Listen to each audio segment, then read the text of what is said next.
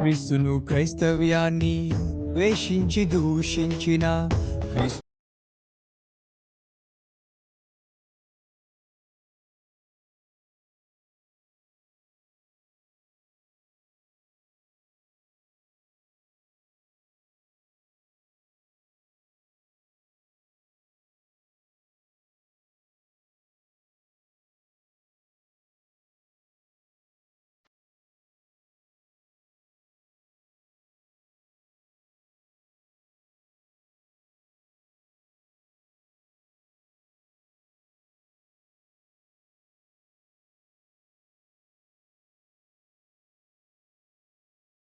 ప్రార్థనకు వస్తే బూతులు ఆడకూడదు. అమ్మో అయి చేద్దాం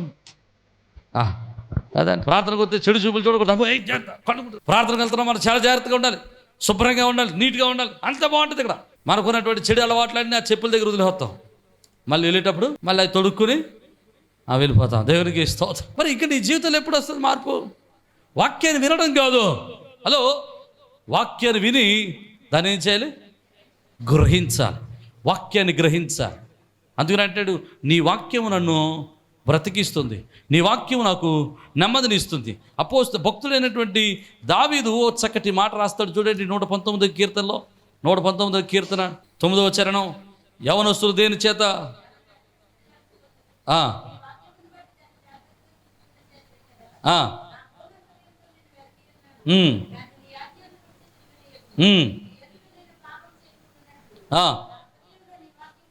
ఆమేన్ హల్లెలూయా. ఎలాగట అక్కడ చదివిన మాట, యవనస్తులు దేని చేత తమ నడతను దేని చేత శుద్ధిపరచుకుంటారు? వాక్యం చేత. వాక్యం ఎక్కడ ఉండాలి? హృదయంలో ఉండాలి. 11వ వచనం అంటున్నాడు, నేను పాపము చేయకుండా ఉండడానికి హృదయంలో దాచుకున్న నీ వాక్యము నన్ను ఆపుతుంది అంటాడు. దేవునికి స్తోత్రం. నీ ఎదుట నేను పాపము చేయకుండానట్లు నా హృదయములో నీ వాక్యము ఉంచుకుని ఉన్నాను. దేవునికి స్తోత్రం. హృదయములో వాక్యం ఉన్నది కనుక, హృదయంలో వాక్యం ఉంది కనుక ఏమవుతుంది? ఆ వాక్యము నిన్ను పాపం చేయకుండా ఆపుతుంది. హల్లెలూయా. బూతులు తిట్టేటప్పుడు లోపల చెప్తే ఏయ్ ఇందాక కదా ప్రార్థన చేయవచ్చా, బూతులు తిడతాడు ఆడతాయి. మనం ఏం చేద్దాం? నీకేం తెలియదు నోమై పూజా అంటాం. ఎవరిని? లోపలున్న మన సాక్షిని. అడుగు తేడా పడుతుంది. మరమే నాకు తెలుసులే.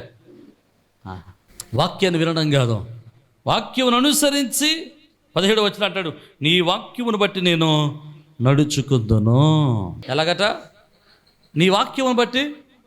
మరి ఈరోజు క్రైస్తవుడు అనబడిన వాడు, క్రైస్తవులుగా ఉన్నటువంటి వాళ్ళు ఎంతమంది వాక్యాన్ని అనుసరించి నడుస్తూ ఉన్నాం? ఎంతమంది వాక్యానికి లోబడి బ్రతుకుతున్నాం? ఎంతమంది వాక్యం చెప్పినట్లుగా చేస్తున్నాం? ఎంతమంది వాక్యానికి విధేయులం అవుతున్నాం? మనం క్రైస్తవులం కాబట్టి ప్రార్థనకి వెళ్ళాలి. మనం బాప్తిసం పొందాం కాబట్టి ప్రభు ద్రాక్షరసం తీసుకోవాలి. మనం ప్రార్థనకి వెళ్తున్నాం కాబట్టి వాక్యాన్ని వినాలి. విన్నాం కాబట్టి విన్నసేపు పాస్టర్ గారుకే చూడాలి. ఈ కొంచెం అంతే. అప్పుడప్పుడు పాస్టర్ గారు అల్లు చెప్తాడు, అల్లు చేతులెత్తి చెప్పాలి. ఈ కొన్ని రూల్స్ ఉంటాయి మనకు, అంతే. అంతకు మించి ఇంకోటి ఉంటుందిగా. దేవునికి స్తోత్రం. అదని అపోస్తలుడైన పౌలు అంటాడు, వాక్యాన్ని ఎక్కడ దాచుకోవాలో చెప్తున్నాడు చూడండి. కొరింథీయులకు రాసిన 2వ పత్రిక 3వ అధ్యాయం 3వ వచనంలో అంటాడు, చక్కనిగా మాట అంటాడు, రాతి పలకల మీద కానీ సిరాతో కానీ వ్రాయబడక మెత్తని హృదయములు అను పలకల మీద జీవము గల దేవుని ఆత్మతో మా పరిచర్య మూలముగా వ్రాయబడిన క్రీస్తు పత్రికలు మీరై ఉన్నారు. దేవునికి స్తోత్రం. మీరు క్రీస్తు పత్రిక అయి ఉన్నారని తేటపరచబడుచున్నారు. వాక్యం ఎక్కడ రాయబడుతుందట? తన హృదయం అనే పలక మీద. అంటే మన హృదయం అనే పలక మీద మనం ఏం చేయాలి? వాక్యాన్ని. హృదయం అనే పలక మీద వాక్యం రాసుకోగలిగితే మనం ఎక్కడ రాసుకుంటామంటే ఒరిజినల్గా నోట్స్లో రాసుకుంటాం.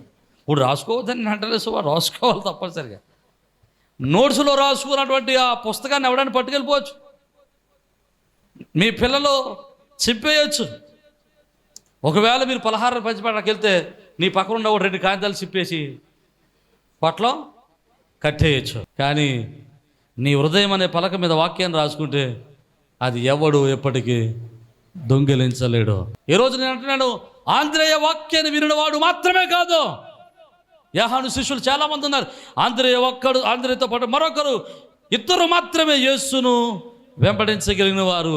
ఆ ఇద్దరిలో ఆంధ్రేయ మొదటివాడు. వాక్యాన్ని వినేవారుగా మాత్రమే కాకుండా వాక్యాన్ని అనుసరించి నడిచే వారంగా మనం ఉండాలి. అర్థమైతే దేవునికి స్తోత్రం చెప్పండి. వాక్యం అనుసరంగా నడిస్తే అండి, అదే మన పాదములకు దీపం, మన త్రోవకు వెలుగు. ఒకవేళ కఠినమైన పరిస్థితులు మన గుండెలను బద్దలు కొట్టగలిగిన సుత్తి వంటిది. హలో, మురుగు పెట్టిన మన జీవితాల్ని శుద్ధి చేయగలిగినటువంటి సాకలవాణి సబ్బు వంటిది. ఒకవేళ మనం నీరసపడిపోయి వేదనలో కన్నీటితో ఉంటే మనలను బలపరచుటకు, మనం బలహీనతలో ఉన్నప్పుడు, శోధనలో ఉన్నప్పుడు, కలవరంలో ఉన్నప్పుడు మనల్ని బలపరచడానికి ఆయన వాక్యము పాల వంటిది. ఆమేన్. ఒకవేళ మనలో లోపాలు ఉన్నప్పుడు, మనలో పాపం ఉన్నప్పుడు, మనలో శోధన ఉన్నప్పుడు, మనలో పాప జీవితం మనల్ని కల్మషపరుస్తూ ఉన్నప్పుడు, అది మనలో ఉన్నటువంటి అపరిశుద్ధతను మనం చూపించుటకు వాక్యము అది అద్దము వంటిది. అర్థమైతే దేవునికి స్తోత్రం చెప్పండి. ఆయన వాక్యము గాఢాంధకారపు లోయలలో మనకు వెలుగు వంటిది. ప్రియమైన దేవుని బిడ్డలారా, మనం జ్ఞాపకం చేసుకుందాం. హృదయం అనే పలక మీద మన వాక్యాన్ని రాసుకోవాలి. వాక్యాన్ని విని వెళ్ళిపోవడం వల్ల ప్రయోజనం లేదు. వాక్యాన్ని విని వెళ్ళిపోయేవాడు క్రైస్తవుడు కాదా. నాకు తెలిసిన ఒక చెల్లి ఉంది, కొత్తగా పెళ్ళి. వాళ్ళ ఇంటికి గృహదర్శనకి వెళ్ళాను ఒకసారి, ఎప్పుడో చాలా నాళ్ళ క్రితం. వెళ్తే ఆ చెల్లి బట్టలు ఉతికి బట్టలు ఆరేసేది. నేను ఆ బట్టలు దాటుకుంటూ వెళ్తున్నాను. దాటుకుంటూ వెళ్తే అప్పుడు ఆరుతా ఉన్నాయన్నమాట. ఎలా చూస్తే టవల్ ఉంటుంది కదా, ఆ టవల్ని అంటుకున్న మురుకులాగే ఉంది. పిల్లల షెడ్యూల్కి అంటుకున్నటువంటి మురుగులాగే ఉంది. చెల్లె ఏంటన్నాను, అన్నయ్య ఇప్పుడే ఆరేశారు అన్నయ్య, ఇప్పుడు ఉతికి ఆరేరండి. ఏంటి ఉతికి ఆరేసావా? దేవునికి స్తోత్రం. ఏంటి ఉతికి ఆరేసావా? ఆ ఫోన్లో దేవా ఈ బిడ్డను దీవించరా అని ప్రార్థన చేసి వచ్చేసాను నేను. ఇప్పుడు మనకి ఏం కావాలంటే ఇప్పుడు ఆ చెల్లి ఎవరో కావాలి. విషయం చెప్తానండి. ఈ మాట ఎందుకు చెప్తున్నానంటే, మనం కూడా ఇలాగే సొబ్బెడతాం కానీ మురుగు వదలతాం. హలో, దేవునికి స్తోత్రం. అంటే వాక్యాన్ని వింటాం కానీ, సొబ్బెడతాం కానీ, అద్దం దగ్గరికి వెళ్తాం కానీ లోపాలు సరి చేసుకోవడం లేదు. వాక్యం దగ్గరికి వస్తాం కానీ, వాక్యాన్ని వింటాం కానీ, వాక్యం వినేసి అలా నీటిలో ముంచేసి అలాగ ఆరేసేసి మళ్ళీ వెళ్ళిపోతాం. మళ్ళీ వారానికి వచ్చి మళ్ళీ ముంచేసి ఆరేసేస్తాం. నేను ఈ మాటలు చెప్తున్నాను, మీ హృదయాలలో వాక్యానికి చోటు ఇవ్వండి. ఆ వాక్యమే మీ జీవితాన్ని భద్రపరుస్తుంది. ఆ వాక్యం మిమ్మల్ని బ్రతికిస్తుంది. ఆ వాక్యం మిమ్మల్ని స్థిరపరుస్తుంది. ఆ వాక్యం మిమ్మల్ని ప్రభువుకు చిత్తమునకు నెరవేర్చేటట్టు చేస్తుంది. ఆ వాక్యమే పరలోక రాజ్యానికి మిమ్మల్ని వారసులు చేస్తుంది. ఆ వాక్యమే మిమ్మల్ని మీ కన్నీటిని తుడుస్తుంది. ఆ వాక్యమే ఎలాగూ బ్రతకాలో నేర్పిస్తుంది. ఆ వాక్యం ఎక్కడ నడవాలో నేర్పిస్తుంది. ఆ వాక్యమే మాట్లాడాలో నేర్పిస్తుంది. ఆ వాక్యమే మిమ్మల్ని దేవుని చిత్తానికి ఇష్టలుగా మారుస్తుంది. ఆ వాక్యమే మీ జీవితంలో ప్రతి పాపము నుండి తుడిచివేస్తుంది. ఆ వాక్యమే మీ జీవితంలో ఉదక స్నానం చేత మిమ్మల్ని పరిశుద్ధపరుస్తూ ఉంది. ఒకటి ఆంధ్రేయ వాక్యాన్ని మాత్రమే వినడం మట్టుకు మాత్రమే కాదు, ఏం చేశాడు? వాక్యాన్ని గ్రహించాడు. వాక్యానుసారంగా జీవించి యోహాను ఎవరి గురించి అయితే సాక్ష్యం ఇచ్చాడో ఆ మెస్సీయను కనుగొని మెస్సీ దగ్గరికి వెళ్ళాడు. హల్లెలూయా. రెండవది ఆంధ్రలో ఉన్నటువంటి రెండవ జీవితాన్ని నేను మీకు జ్ఞాపకం చేస్తాను. యోహాను సువార్త మొదటి అధ్యాయం 40వ వచనం. యోహాను మాట విని ఆయన వెంబడించిన ఇద్దరిలో ఒకడు సీమోను పేతురైన ఆంద్రేయ. ఓకే, ఇతడు మొదట తన సహోదరుడైన సీమోనును చూచి, మేము మెస్సియాను కనుగొట్టమని, ఆమేన్ హల్లెలూయా, కనుగొట్టమని అతనితో చెప్పి యేసునకు అతనని, ఆమేన్ హల్లెలూయా, ఏం చేశాడు? రెండవది ఆంద్రేయ చేసినటువంటి రెండవ పని ఏంటో తెలుసా? అతడు వాక్యాన్ని గ్రహించి మెస్సియాను కనుగొన్నాడు. మెస్సియాను కనుగొని యేసునద్దకు అనగా తన అన్న దగ్గరికి వెళ్ళి చెప్తున్నాడు, అన్నా ఇదిగో యూదుల రక్షకుడు పుడతాడని ప్రవచనాలు ఉన్నాయి కదా, యూదులకు రక్షకుడు పుడతాడని ప్రవచనాలు చెప్పబడ్డాయి కదా, యూదులకు మెస్సీయ వస్తాడని ప్రవచనాలు ప్రకటించాయి కదా, యూదులకు మెస్సీయ పుడతాడని యోహాను ప్రకటిస్తూ వచ్చాడు కదా, అని ఆ యూదులమైన మనందరం కూడా మెస్సయ్య కొరకు ఎదురు చూస్తున్నాం కదా. ఆ మెస్సయ్యను నేను కనుగొన్నాను, ఆ మెస్సయ్యను మేము కనుగొన్నాము, వచ్చి నీవు కూడా చూదువు కానీ రమ్మని యోహాను ఆ యొక్క ఆంద్రేయ సీమోను పేతురుని తీసుకుని వచ్చి యేసుకు పరిచయం చేశాడు. అర్థమైతే దేవునికి స్తోత్రం చెప్పాలా. రెండవ పని ఆంద్రేయ చేసిన రెండవ పని ఏంటో తెలుసా? యేసు వారికి అనేక మందిని పరిచయము చేయగలరు. మరొక పర్యాయం ఒకసారి గ్రీకు దేశస్థులు యూదయాలో పండుగ జరుగుతుంటే అక్కడికి వస్తే అక్కడ పండుగ వచ్చినప్పుడు ఆ గ్రీకులందరూ కూడా పిలుపు దగ్గరికి వచ్చి అంటారు, పిలుపు మేము యేసయ్యను చూద్దాం అనుకుంటున్నాం, కొంచెం మాకు అపాయింట్మెంట్ ఇప్పించండి అంటారు. పిలుపు అంటాడు, నా వల్ల అవుతుంది, నాకు అక్కడ ఉన్నాడు తెలిసినవాడు, ఆడ దగ్గరికి తీసుకెళ్తానని. ఎక్కడ తీసుకెళ్ళాడంటే ఆంద్రేయ దగ్గరికి తీసుకెళ్ళాడు. ఆంద్రేయ దగ్గరికి తీసుకెళ్తే ఆంద్రేయ గ్రీకు దేశస్తులను యేసయ్యకు పరిచయము. ఆమేన్, హల్లెలూయా. నీకు ఇక్కడ మంచి మాట చెప్తాను వినండి. ఒక వ్యక్తికి యేసును పరిచయం చేయాలన్నా, యేసును మరొక వ్యక్తికి నువ్వు పరిచయం చేయాలన్నా, రెండు పక్కల కూడా జ్ఞానము కలిగి ఉంటేనే కానీ నువ్వు ఒక వ్యక్తిని యేసుకు పరిచయం చేయలేవు. నన్ను ఇంకొకటి పరిచయం చేయాలంటే ఏం చేస్తారు? రోడ్డు అంటే వెళ్ళిపోయేవాడిని వచ్చి తీసుకొచ్చి, అయ్యగారు ఈ రోడ్డు అంటే వెళ్తారా అని చెప్తారా? ఎవరినన్నా నాకు పరిచయం చేయాలంటే ఏం చేస్తారు? మీరు ఆ వ్యక్తి గురించి తెలుసుకోవాలి, ఆ వ్యక్తి ఎందుకు వచ్చాడో తెలుసుకోవాలి, ఆ వ్యక్తి నన్ను ఎందుకు కలవాలనుకున్నాడో తెలుసుకోవాలి, ఆ వ్యక్తి దగ్గర నాకు ఉన్నటువంటి పని ఏంటో తెలుసుకోవాలి, నాతో ఆ వ్యక్తికి ఉన్నటువంటి పని ఏంటో తెలుసుకోవాలి.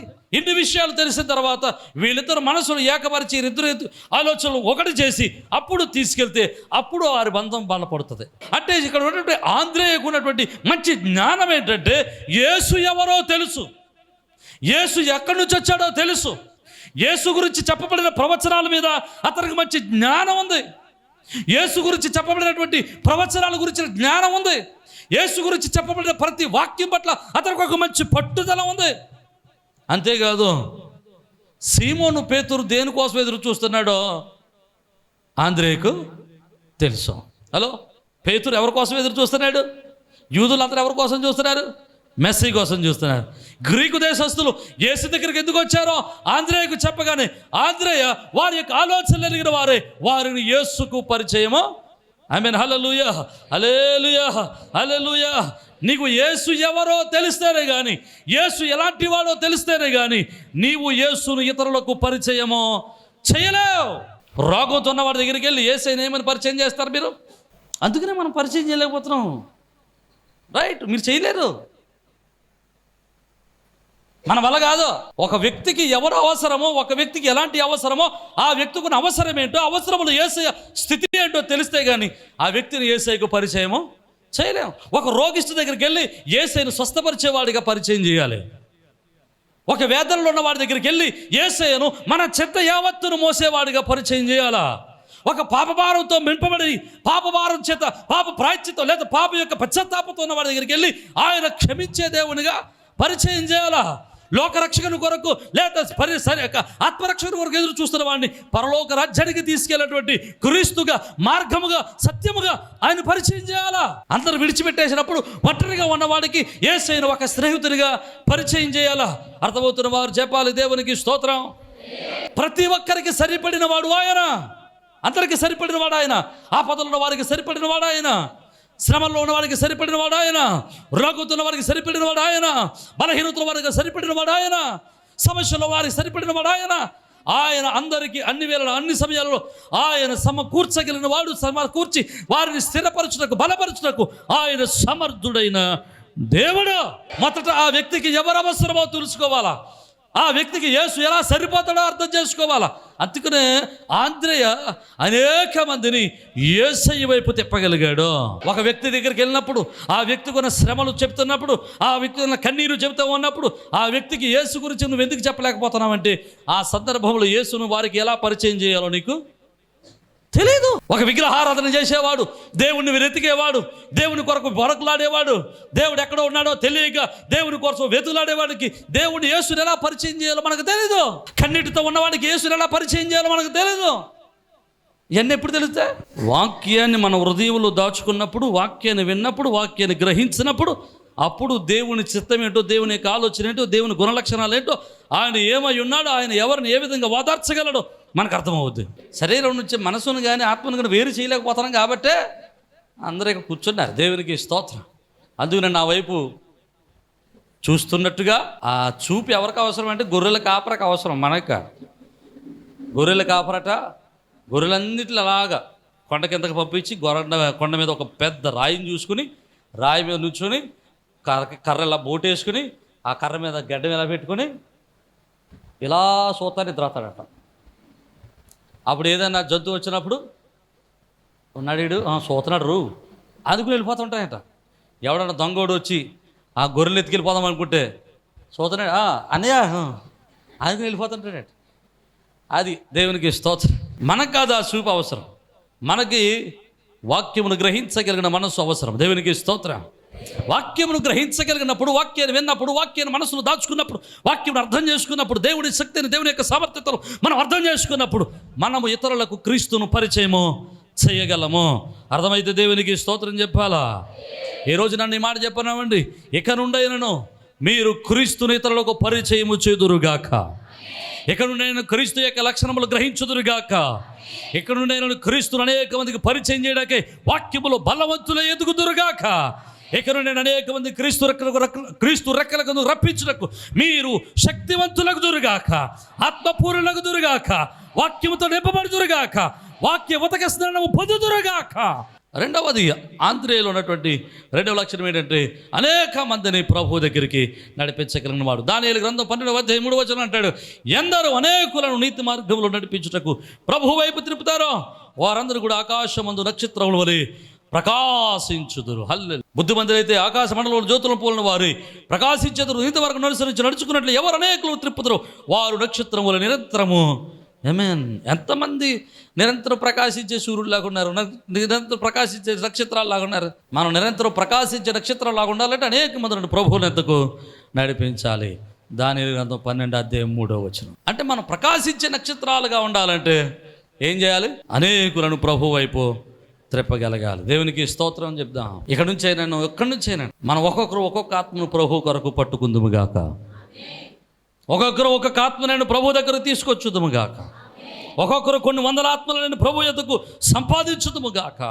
ఆంధ్రేయులో ఉన్నటువంటి 3వ లక్షణాన్ని కూడా నేను ముగించడానికి నేను ప్రయత్నం చేస్తాను. సమయం అయిపోయింది. 3వది యోహాను సువార్త 6వ అధ్యాయంలో అక్కడ అంటాడు, గలిలయ తీరాన తిబెరియా సముద్రపు ఒడ్డున యేసుప్రభువు కొండ మీద కూర్చొని ఉంటే కొన్ని వేల మంది యేసుని వెంబడించడానికి అక్కడికి వచ్చారు. యేసయ్య వారి వాక్యాన్ని వినడానికి వచ్చారు. యేసయ్య వాక్యాన్ని వినడానికి వచ్చినటువంటి వారిలో ఇంచుమించు 5,000 మంది పురుషులు ఉన్నారు. స్త్రీలు, పిల్లలు వీళ్ళందరూ ఉన్నారు, వృద్ధులు వీళ్ళందరూ ఉన్నారు. ఇక వీళ్ళందరూ ఉన్నారు. అప్పుడు యేసుప్రభువు అన్నారట, వీళ్ళందరూ ఆకలితో ఉన్నారు, వీళ్ళకి అన్నం పెట్టండి అన్నాడట. ఆవిడ పిలుపు అంటున్నాడట, అయ్యా వీళ్ళందరికీ అన్నం పెట్టాలంటే మన దగ్గర 200 దీనారాలు అవసరం, మన దగ్గర ₹1 కూడా లేదు. దేవునికి స్తోత్రం. మరి ఏమైపోయినాయి డబ్బులండి? యేసుప్రభువు దగ్గర డబ్బులు ఏమైపోయినాయి? తప్పు లెక్కలు రాసేదంటే ఎక్కడ వస్తుంటాయి డబ్బులు? దేవునికి స్తోత్రం. హల్లెలూయా. ఎవడు తప్పు లెక్కలు రాసేవాడు? చాలా సంఘాల్లో. మన సంఘానికి అలాంటి దరిద్రం ఇంకా అడ్డుకోలేదు. దేవునికి మహిమ కలుగును గాక. డబ్బులు చేరితే వచ్చేస్తాయి అన్నీ ఆటోమేటిక్గా. చాలా సంఘాలు డబ్బుల కోసం కొట్టుకు చచ్చిపోతున్నారట బాబు. ఎవరు డబ్బుల కోసం? అది దేవుని సొమ్ము, దేవుని సొమ్ము. దాని మీద పెత్తనం కోసం ప్రోకలాడుతూ ఉన్నారు. అది చాలా శాపభరితమైనది. ఇక్కడ అన్నాడు, పిలుపు గారు అన్నాడు, అయ్యా ఆ భోజనం అందరికి భోజనం వండాలంటే 200 దీనారాలు అవసరం, మన దగ్గర డబ్బులు లేవు అన్నాడు. ఈలోపు అందరూ ఎలాగ అన్నం ఎలా పెడతాం అని ఆలోచిస్తుంటుంటే ఈలోపు ఆంధ్రేయ లేచి అన్నాడు, అయ్యా ఇక్కడ ఒక చిన్నపిల్లడు ఉన్నాడు, వీడి దగ్గర 5 రొట్టెలు 2 చేపలు ఉన్నాయి అని చెప్పాడట.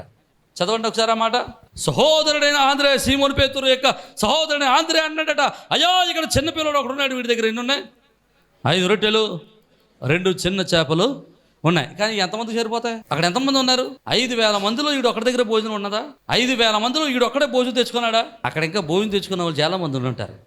పిల్లలు ఎవరిని ఊరికి పంపించాం కదా, ఒక గంట ప్రాంతంలో కూర్చోటాకే ₹20, ₹30 ఖర్చు పెట్టి స్నాక్స్, లేస్ ప్యాకెట్లు, బిస్కెట్ ప్యాకెట్లు, గొట్టం ప్యాకెట్లు కదండి ఇన్ని తెస్తాం కదా. మరి యేసు ప్రభువుతో అన్ని దినాలు ఉండడానికి పుట్టిన పంపిస్తారా? అందరూ పంపిస్తారు. జాగ్రత్తగా వినండి. కానీ ఆంధ్రేయ అంతమందిలో ఎవరి దగ్గర భోజనం ఉందో కరెక్ట్గా కనిపెట్టగలిగిన వాడు ఆంధ్రేయ. అది ఎవరి దగ్గర భోజనం ఉందో కనిపెట్టాడు. కనిపెట్టడమే కాదు, అరే వేసిపోక భోజనం అంటే ఎత్తడీడు కాపాడలేదు. మీరు లేస్ ప్యాకెట్లు బిస్కెట్ ప్యాకెట్లు ఏమైనా తెచ్చిస్తారు కదా పిల్లలకి, తింటూ ఉంటారు కదా. పొరపాటున కానీ పక్కన ఉన్న పిల్లలు తీసుకుంటూ ఏమంటాడు వీడు, అసలు మన ప్రార్థన ఉంటుంది ఇంకేం లేదు. ఇక పిల్లోడి దగ్గర ఒక చిన్న బిస్కెట్ తీసుకెళ్ళాం, కానీ ఆ చిన్న పిల్లవాడి దగ్గర ఉన్నటువంటి 5 రొట్టెలు 2 చిన్న చేపలు యేసు వారికి ఇచ్చేటట్టుగా ఆ చిన్నవాడిని ప్రోత్సహించగలిగిన వాడు ఆంద్రేయ. జాగ్రత్తగా వినండి, నువ్వు దేవునికి ఇవ్వలేకపోవచ్చు కానీ ఇచ్చేవారిని ప్రోత్సహించాలి. మరి మనం ఏం చేస్తాం? ఎదుటి వాడిని చెడగొట్టే పరిచర్య ఉండదు కొంతమంది. ఎందుకంటే వీళ్ళు ఇవ్వకుండా ఉండటం కోసం ఇచ్చేవాళ్ళని కూడా చెడగొట్టాడు. కానీ ఆంధ్ర ఎటువంటి వాడు కాదు. ఇవ్వలేకపోయినా కానీ ఇచ్చేవాడిని ప్రోత్సహించి ఇచ్చేవాడి దగ్గర నుండి దేవుని పని జరగడానికి ప్రోత్సహించేవాడు ఆంధ్రయ్య. అర్థమైతే దేవునికి స్తోత్రం చెప్పండి. హల్లెలూయా. దేవుని పని జరగడానికి ఎక్కడ నుండి ఏ రీసోర్సెస్ అవసరమో, దేవుని పని జరగడానికి ఎక్కడి నుంచి ధనం తీసుకురావాలో, దేవుని పని చేయడానికి ఎక్కడి నుంచి ధనం తేవాలో ప్రయాసపడి ఆలోచించి 5,000 మందిలో పిల్లని పట్టుకుని తీసుకొచ్చేసాడు. అర్థమైతే దేవునికి స్తోత్రం చెప్పాలా? జాగ్రత్తగా వినండి, మనం ఈ మాట చెప్పి నేను ముగించడానికి ప్రయత్నం చేస్తాను. నువ్వు దేవునికి ఇవ్వకపోయినా పర్లేదండి, కానీ ఇచ్చేటప్పుడు సనుక్కుంటే వద్దు. ఇచ్చేటప్పుడు సనుక్కుంటూ బలవంతంగా ఇవ్వద్దు. ఇవ్వకపోవడం వల్ల నీకు మేలు రాకపోవచ్చేమో, కానీ సనుక్కుంటూ ఇవ్వడం వల్ల మేలు రాకపోగా నీ మీద కీడు వచ్చింది. ఇవ్వకపోవడం వల్ల మేలు లేదు కీడు లేదు, ఎలాగ ఉన్నాం అలాగే ఉంటాం. కానీ ఇచ్చేటప్పుడు బలవంతంగా నువ్వు సనుక్కుంటూ ఇస్తే నీకు మేలుకు బదులు కీడు వచ్చింది. నిన్ను కానుకలు ఎవరు ఇవ్వట్లేదు, మానాయ్ అనవసరంగా సనుక్కోకు. మీరు ఎప్పుడైనా గమనించండి, నేను ఇప్పటివరకు చాలా సాక్ష్యాలు విన్నాను, చాలామందిని నేను గమనించాను, చాలామంది బ్రతుకులు నేను గమనించాను, చాలామంది జీవితాలను గమనించాను. చాలామంది జీవితాలు ఎవడైనా సరే, ఏ వ్యక్తి అయినా సరే, ఏ విశ్వాస అయినా సరే, ఏ సేవకుడైనా సరే, ఏ మనిషి అయినా సరే, దేవునికిచ్చే అర్పణల గురించి సనుకున్నా, దేవునికిచ్చే అర్పణల గురించి చెడ్డగా మాట్లాడుకున్నా, దేవునికిచ్చే అర్పణల గురించి వెనక చాటున తిట్టుకున్నా, ఖచ్చితంగా ఒక్క 10 దినాల్లో వాడి జీవితంలో ఖచ్చితంగా నష్టం జరుగుద్ది. ఖచ్చితంగా నష్టం జరుగుద్ది. నేను గమనించాను. నేను 1-2 సంవత్సరాల నుంచి కాదు కదా సేవ చేసేది. ఎన్ని సంవత్సరాల నుంచి చేస్తున్నాను? 14 సంవత్సరాల నుంచి సేవ చేస్తున్నాను. దేవునికి స్తోత్రం. 14 సంవత్సరాల నుంచి సేవ చేస్తున్నాను. నాకు ఇప్పుడు 40 సంవత్సరాలు అయితే 40 సంవత్సరాల నుంచి మించు 30 సంవత్సరాల నుంచి సేవను గమనిస్తూ ఉన్నాను. ఒక్కసారి మీరు అలాగే చెప్పి తెలియదు అనుకుంటే వెళ్ళేటప్పుడు తిట్టుకుంటే వెళ్ళండి, ఖచ్చితంగా నష్టం రాబోతున్నాను అడగ. మనం పరీక్షించాలి కదా, పరీక్షించండి ఈసారి. ఖచ్చితంగా నువ్వు కానుకల గురించి కానీ, దేవునికి చర్పణ గురించి కానీ, సేవకుని గురించి కానీ, సేవకునికి చర్పణ గురించి కానీ నువ్వు చెడ్డగా మాట్లాడితే, వెనుకల చెడ్డగా విసుక్కుంటే, సనుక్కుంటే అది ఎవరికి నష్టం అండి? ఖచ్చితంగా దాని వలన నువ్వు ఖచ్చితంగా నష్టాన్ని అనుభవిస్తావు, ఖచ్చితంగా నష్టం అనుభవిస్తావు. ఇది నేను నేను గమనించిన విషయం. 1, 2, 3 జీవితాలు కాదు, కొన్ని 100 జీవితాలు గమనించాను. దేవుడు కూడా నిన్ను ఇమ్మన్నాడు, నువ్వు ఇస్తే ఆశీర్వదింపబడతావు.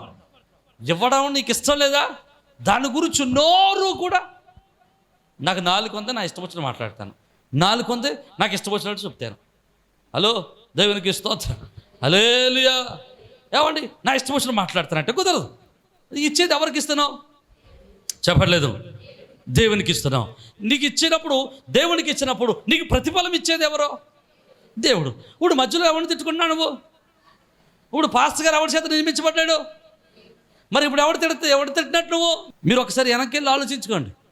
మనకి ఎప్పుడెప్పుడు నష్టం కలిగిందో, నష్టం కలిగినప్పుడు మనం ఎలాంటి మనసుతో ఉన్నామో, నష్టం కలిగినప్పుడు మన మాటలు ఏమేమి మాటలు వచ్చాయో ఒకసారి వెనక్కి వెళ్ళి ఆలోచిస్తే ఖచ్చితంగా మీకు ఒక మంచి లిస్ట్ వచ్చింది. నేను మరోసారి చెప్తున్నాను, నీవు ఇవ్వకపోయినా దేవుడు కూడా ఏమండవు. మీరు ఇస్తే మీరు దీవించబడతారు. మీరు వాక్యం వినే బోధకునికి మీరు ఇవ్వాల్సినటువంటి బాధ్యత దేవుడు మీకు ఇచ్చాడు, నేను ఇవ్వలేదు. మీకు వాక్యం బోధించేవానికి ఎలాంటి ఫలాలు ఇవ్వాలట చెప్పండి, చూద్దాం ఒకసారి.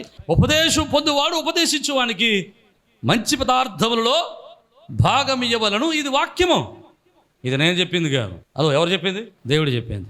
మరి దేవుడు చెప్పింది నువ్వు చేస్తావా చేయకపోవడం నీ ఇష్టం, నాది కాదు అది. నువ్వు ఎవరి మాట వినాలి? దేవుని మాట వినాలి. నువ్వు దేవుని మాట అంటే సేవకుడికి ఇస్తావు. దేవుని మాట వినకపోతే నేను పాట గారికి ఇవ్వడం ఏంటంటే, నేను అలా చేస్తాను, ఇలా చేస్తాను, ఇది చేస్తాను, ఫ్యాన్ కొనేస్తాను, లైట్లు కొనేస్తాను, టీవీ కొనేస్తాను, కాబట్టి ఈ సోదు కబుర్లని చెప్తావు. దేవుడు అర్పణలు ఇచ్చే వారందరినీ బహుగా దీవించును గాక. దేవుని మాట విని వారిని ప్రభు ఆశీర్వదించును గాక. ఒకవేళ అంటే నువ్వు ఇవ్వలేకపోవచ్చు, ఇచ్చేవారిని ఏం చేయాలి? ప్రోత్సహించాలి, లేవనెత్తాలి. అలా లేవనెత్తడం ద్వారా 2 పనులు జరుగుతాయి. ఒకటి అలా లేవనెత్తడం ద్వారా ఆ చిన్నవాడిని లేవనెత్తడం ద్వారా అక్కడ 5,000 మందికి ఆహారము, 5,000 మంది భోజనం తిన్నారు. 5,000 మంది భోజనం తిన్నారు. 5,000 మంది భోజనం తినడమే కాదు, దానితో పాటు ఇంకెన్ని గంపలు మిగిలాయి? 12 గంపలు మిగిలాయి. దేవునికి స్తోత్రం చెప్పండి. అవసరము తీరింది, లోటు తీరింది. హల్లెలూయా. వాడు ఒక గంప ఇస్తే దేవుడు ఎన్ని గంపలు ఇచ్చాడు? మధ్యలో ఇంకేం జరిగింది? 5,000 మంది ఆకలి తీరింది. నువ్వు కానుక ఇవ్వడం వల్ల, దేవుని సన్నిధికి నువ్వు అర్పణ తేవడం వల్ల నీకు 12 రెట్లు 100 ఆశీర్వాదం వచ్చింది. దాని తర్వాత ఆ అర్పణతో దేవుని పని జరుగుతుంది. అర్థమైన వారు దేవునికి స్తోత్రం చెప్పండి. హల్లెలూయా. అలాంటి ఆంద్రేయ అలాంటి జీవితాన్ని కలిగిన వాడు కనుక ఆంద్రేయ దేవుడి యొక్క రాజ్యాన్ని కట్టడానికై అనేక దేశాల్ని ప్రభావితం చేయగలిగాడు. హల్లెలూయా. ఏ రోజు నువ్వు దేవుని యొక్క ఆంద్రేయ వంటి జీవితాన్ని కలిగి ఉంటే నీ కుటుంబాన్ని మార్చుకోగలవు. ఆంద్రేయ వంటి జీవితాన్ని కలిగి ఉంటే నీ గ్రామాన్ని మార్చుకోగలవు. ఆంద్రేయ వంటి జీవితాన్ని కలిగి ఉంటే నీ దేశానికి నువ్వు దీవెనకరంగా ఉండగలవు. అర్థమైన వారు దేవునికి స్తోత్రం చెబుదాం. హల్లెలూయా. అలాంటి కృపను ప్రభు మనందరి కుటుంబాల్లో దయచేయునుగాక. తలను వంచండి. చిన్న ప్రార్థన. 1 నిమిషం తల వంచుదాం, శరీరం వంచుదాం. వాక్యాన్ని వినడానికై వినిన వాక్యాన్ని బట్టి ఒక్కసారి మన హృదయాన్ని మనం పరిశీలన చేద్దాం. మన మనసులను ప్రభు వైపు తిప్పుదాం. మన ఆలోచనలని ప్రభు వైపు తిప్పుదాం. మన మనసులని ప్రభు వైపు తిప్పుదాం. అయ్యా, 4 లోపాలు ఉన్నాయేమో. అయ్యా, ఈరోజు వాక్యాన్ని గ్రహించలేకపోతున్నానేమో. అయ్యా, ఈరోజు వాక్యానుసారంగా బ్రతకలేకపోతున్నానేమో. అయ్యా, అయ్యో తండ్రి నాయన, అనేక మందికి నేను పరిచయం చేయలేకపోతున్నానేమో. అయ్యా, నీ సన్నిధికి నాయన, నీ సన్నిధికి అయ్యా, నీ వాక్యానికి, నీ మందిరానికి, నీ సేవ కొరకై అన్ని పనులు ఇవ్వలేకపోతున్నానేమో. ఇచ్చేవారిని ప్రోత్సహించలేకపోతున్నానేమో. అయ్యా, మాలో ఉన్న లోపాలని సరిచేసి అయ్యా నీ ఆశీర్వాదం పొందుట కృప చూపించండి. నీ మహిమలో బలపరిచి ఆదరించి భద్రపరచమని నాయన సమస్తాన్ని మీ చేతులకు అప్పగిస్తూ అయ్యా కూడా వచ్చిన ప్రతి బిడ్డను మీరు దీవించండి. నీ పరలోక ఆనందం, పరలోక సంతోషం, పరలోక ఘనత, మహిమ కుటుంబాన్ని మీరు దాయించండి. ఈ ఆత్మానందంతో నింపి మీరు మహిమ పొందమని అయ్యా, యువత నీ వాక్యం విని వారు ఎవరైతే వారి హృదయాలు సిద్ధపరచుకుని, హృదయాలు స్థిరపరచుకుని నాయన వాక్యానుసారంగా జీవించడానికి ఇష్టపడుతున్నారు, వారి కుటుంబాల్లో యేసు నామములో మేలులు కలుగుట ప్రారంభమగురుగాక. వారి కుటుంబాల్లో దీవెన కలుగుట ప్రారంభమగురుగాక. వారి కుటుంబాల్లో గొప్ప ప్రభావము కలుగునుగాక. వారి కన్నీరు తురవబడునుగాక. వారికి దుఃఖము సంతోషంగా మార్చబడునుగాక. అయ్యా, ఈ కుటుంబాలను మీరు దీవించి మీరు మహిమ పొందమని యేసు ఘననామమును బట్టి స్తుతించున్నాం మా పరమ తండ్రి.